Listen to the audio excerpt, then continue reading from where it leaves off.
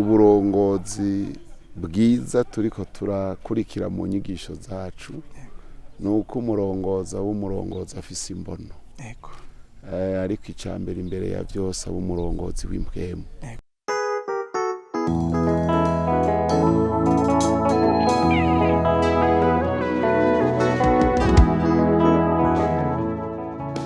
Kuva ku igenekerezo rya 12 Ruhuma umwaka 2024 gushitsa igenekerezo rya 16 Ruhuma nyene, radio ubutumwa bw'Amahoro yaragendeye ishengero rya Pantekote ryo mu Maramvya risanzwe riri mu ntara ya Kayanza.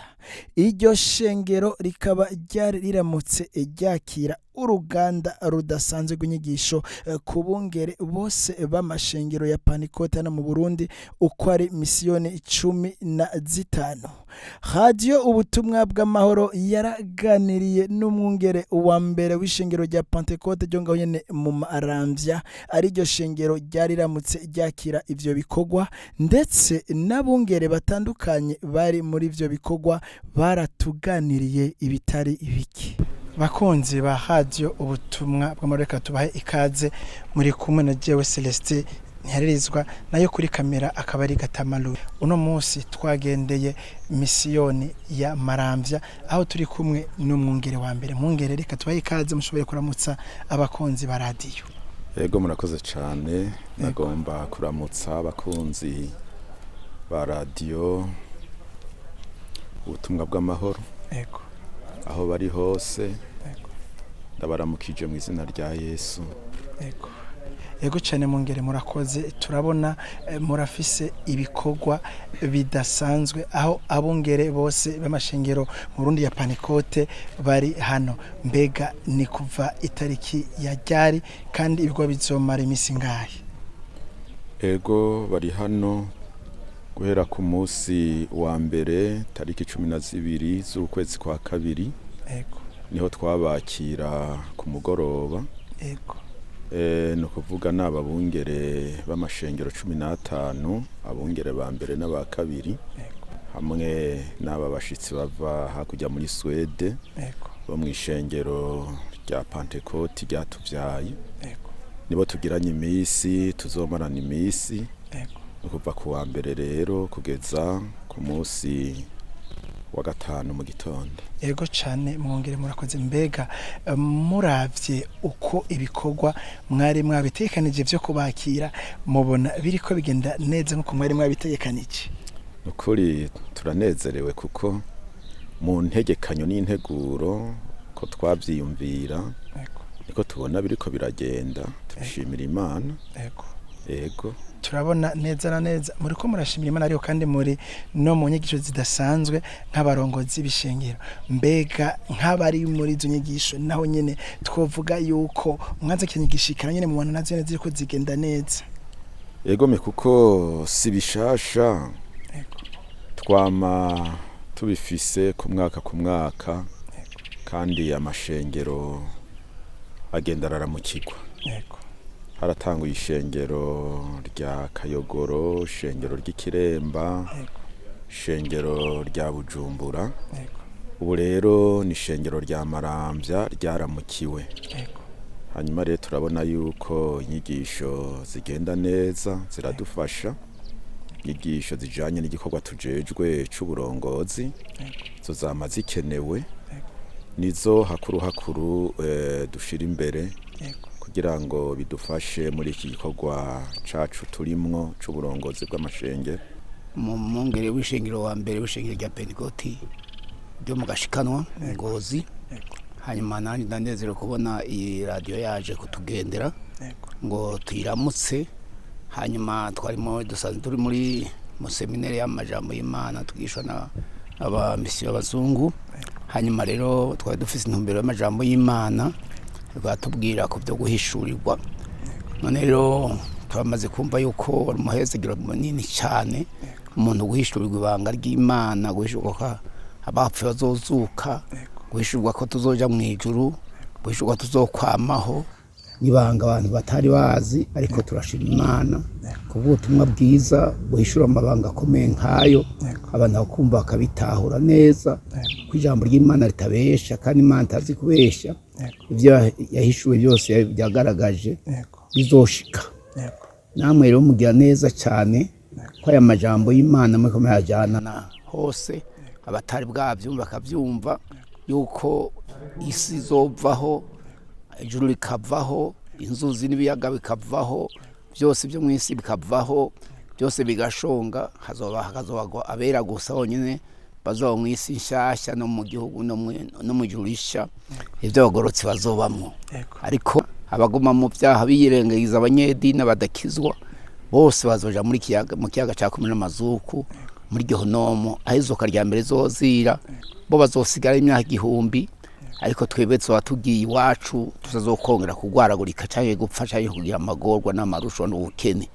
nico rero twatumbereye twebwe tuzi kandi twatwaye ubutumwa mu Burundi bwa ruguru kugira ngo guhera hiya mu Kirundo turakora Imana yaduhezagira yadukoresha tugarita Imana kuduhamagara ngo tuzi Ngozi ntawadutumye twatumwe na Mpwemu Yera none rero twaravuze ubutumwa dutangura mu nzu y'ibyasi niho twaryama ku tuntu tw'uturabirabi Imana yaduhezaga turyama ku duti tutubarato none rero Imana yaduhezagiye ishingiro ryarabonetse abakozi Imana barabonetse ego none rero abantu bese bashirika gukizwa nta mwaka tutabona abakizwa biyongerekanya twagomba rero kumenyesha ubutumwa bwiza bw'amahoro yuko ubutumwa bwiza bwafashe hanyuma nibusasagare rero tubusengera Imana bukwire no mu isi yose nico kimenyetso cyanyuma abera zoca baganuka isi yose nico nagomba kubabarira nico murakoze cyane twifuza rero urwaruka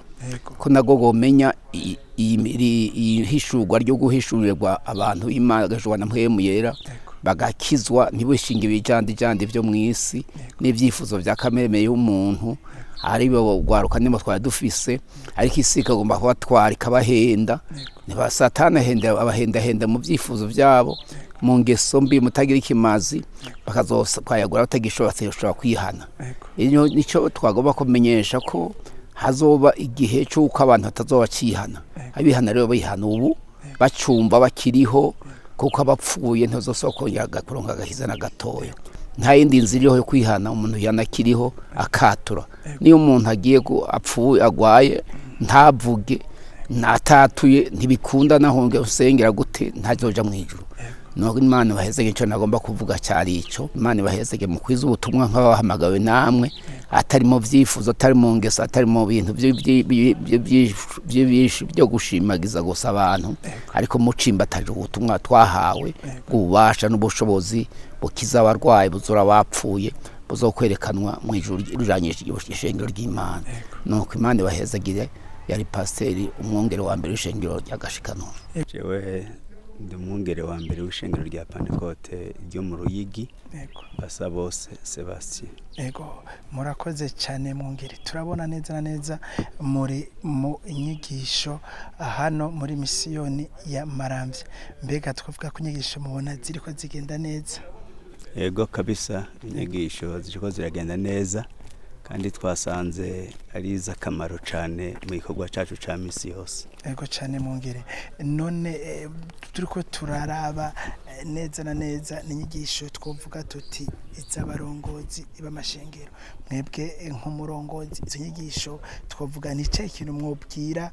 abatari hano ariko kandi mu camake bashobore kumva ko inyigisho ari ingirakamaro izo nyigisho ni ingirakamaro cyane kuko ni inyigisho zifatiye kukubakira ubwami bw'Imana hamwe ego murakoze cyane mwungere mbega abatazi ikahise gatoya kishengero rya Pantekote ryo mu Ruyigi mwobabwira mu camake iryo shengero abatarizi ni shengero ryatanguye mu 1966 neza na neza uburyo bari maze murumva imyaka itari imike mbega abungere bagiye bakurakuranwa nimi mwatanguriye nabahe bandi bagiye abungere imbere yanyu abungere ni benshi bahatanguye bwa mbere hariho umwungere yitwa Kamondo Esawu niwe yatanguye n'uwitwa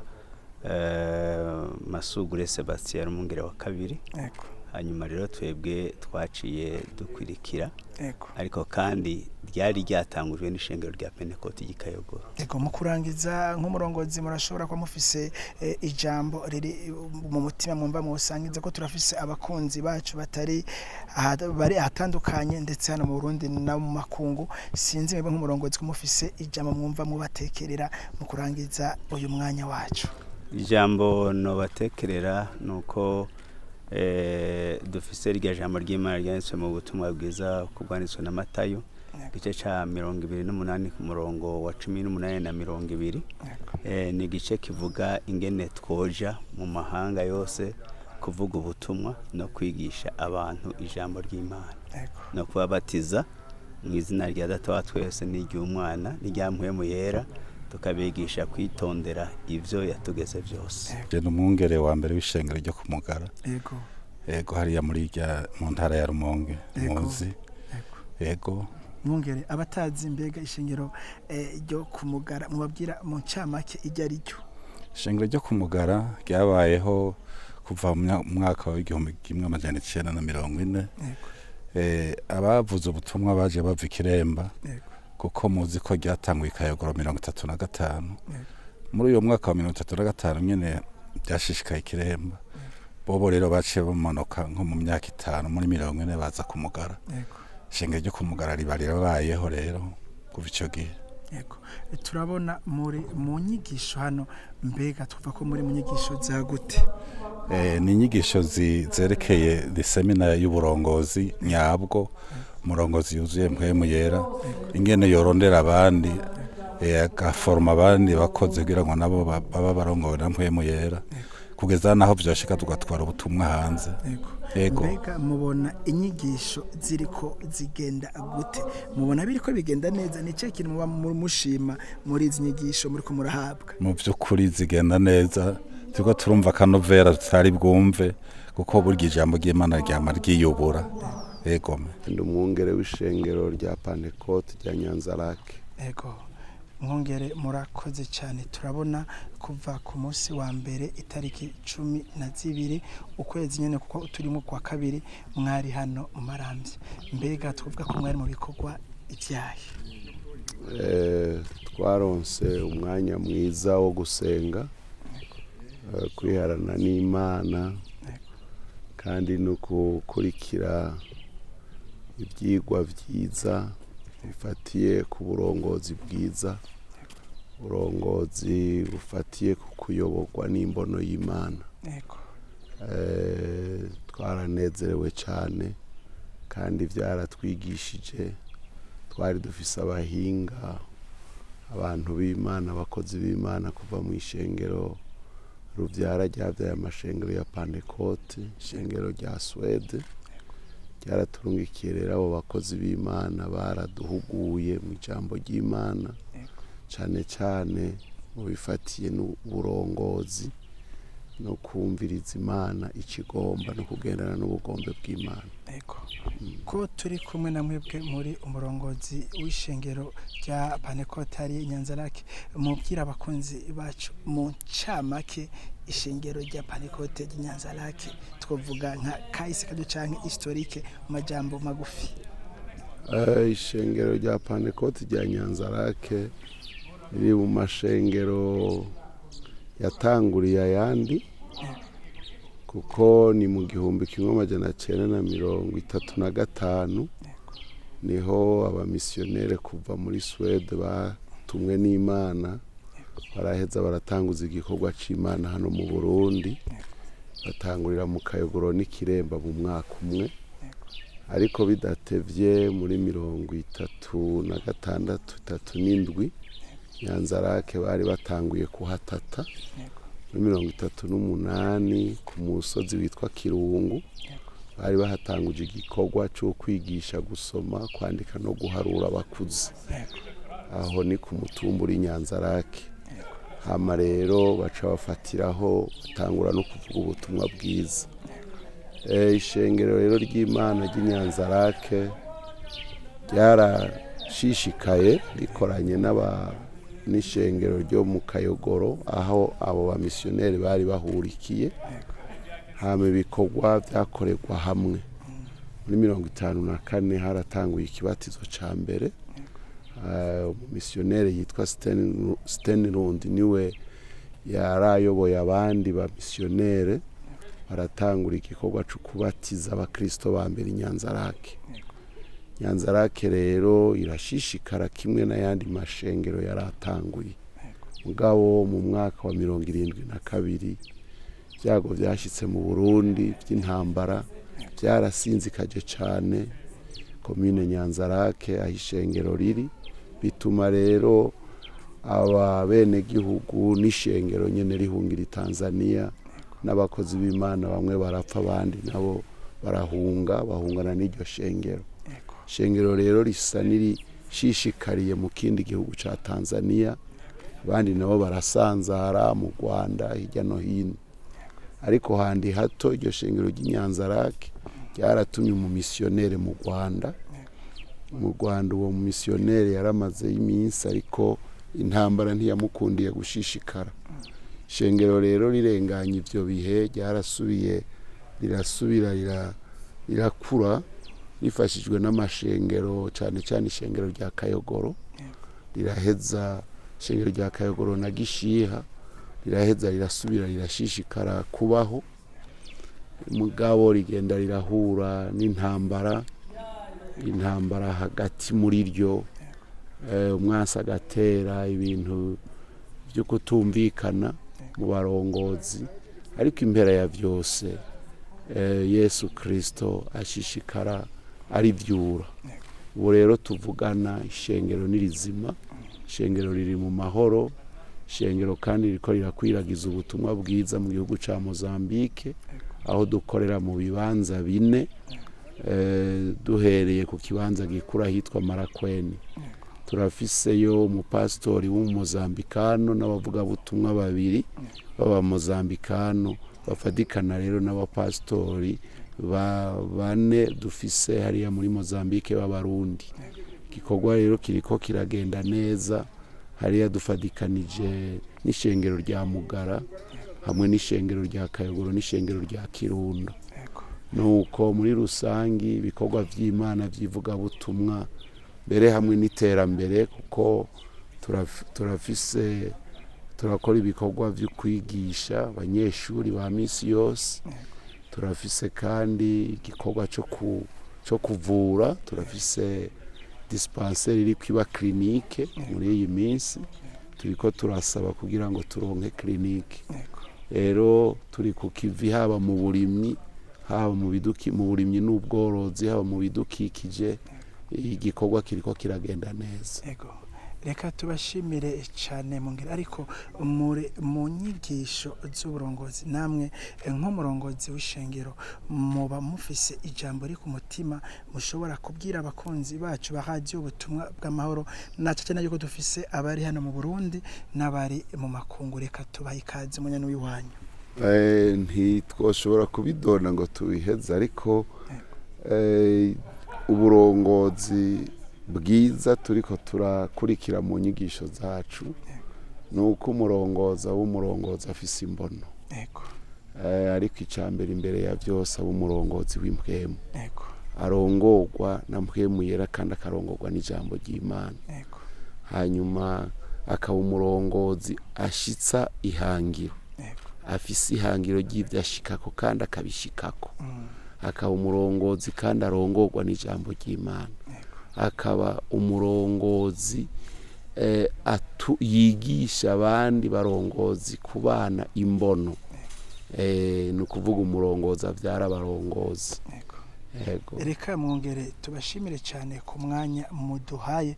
Reka twizere dusuye kubarondera nka radio ubutumwa bw'Amahoro muzotwakira nkuko tubona n'ubunyene mu bikozi. Kaze cyane muri isanze kandi murakoze namwe. Reka natwe tubashimire bakunzi bacu, mwakoze kubana natwe. Reka mvugene Imana yo mu ijuru nibahezagire.